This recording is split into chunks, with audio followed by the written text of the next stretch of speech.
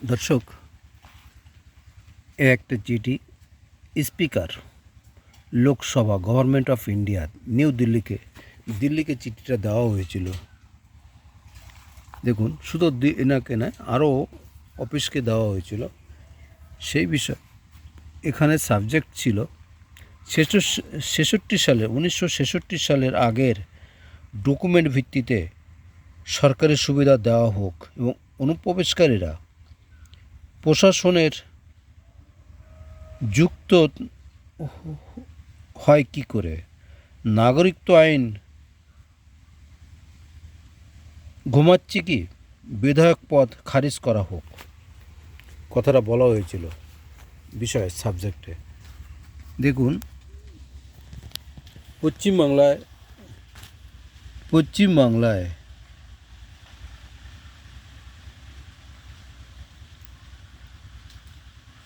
সবসময় জনগণ ও জনগণের স্বার্থে কাজ করে চলেছি।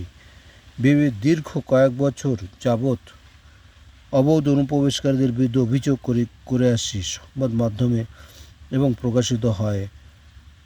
এবং এরা কিভাবে তারা সরকার সুবিধা পায়, দেখুন চিঠিগুলো দেখুন, একটা একটা করে আপনাকে দেখাচ্ছি। এই একটা চিঠি লোকসভা, এই একটা minister of the home affairs,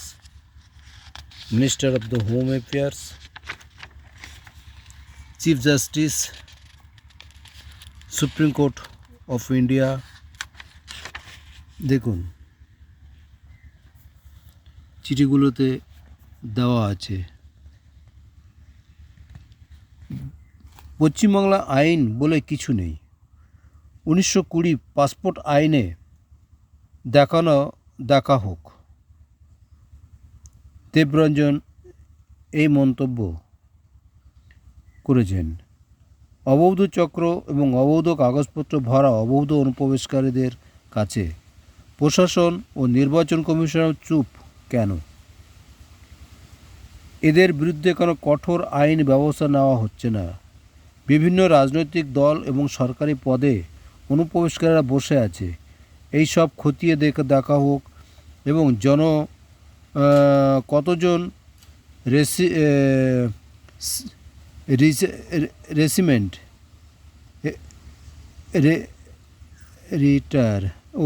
কতজন রিটায়ারমেন্ট করেছেন দেখা হোক, সরকারি সুবিধা দিচ্ছে। দেখুন চিঠিগুলো দেখুন আপনারা। এই ভিডিওটা সারা ভারতবর্ষে এবং প্রশাসন, স্বরাষ্ট্র দপ্তর, মুখ্যমন্ত্রী মমতা ব্যানার্জি সবাইকে আমার ভিডিওটা পৌঁছে দেওয়া হোক। কেন ভারতবর্ষে বাংলাদেশ অনুপ্রবেশকারীরা সরকারি সুবিধা পাচ্ছে, কেন তাদেরকে সরকারি টাকা ওদের পিছনে খরচ করা হচ্ছে, কেন? Minister of the home affairs তারা তো অর্ডার দিয়েছে 1966 সাল থেকে 71 সালে উদ্বাস্তু আইন ছিল। মহামান্য সুপ্রিম কোর্ট উদ্বাস্তু আইনটা তুলে দিয়েছে 2005-এ এবং 2024 সালে মহামান্য সুপ্রিম কোর্ট অর্ডার দিয়েছে 1971 সালের পর অনুপ্রবেশকারীরা এদেশে নাগরিকত্ব পাবে না। তাহলে তাদের বিরুদ্ধে কেন এখনও কঠোর আইন নেওয়া হচ্ছে না, পদক্ষেপ করা হচ্ছে না? দেখুন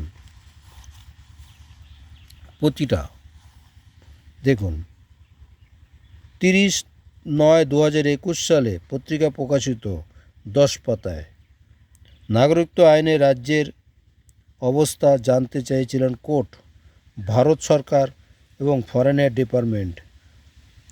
দেখুন, দেখেছেন আপনারা?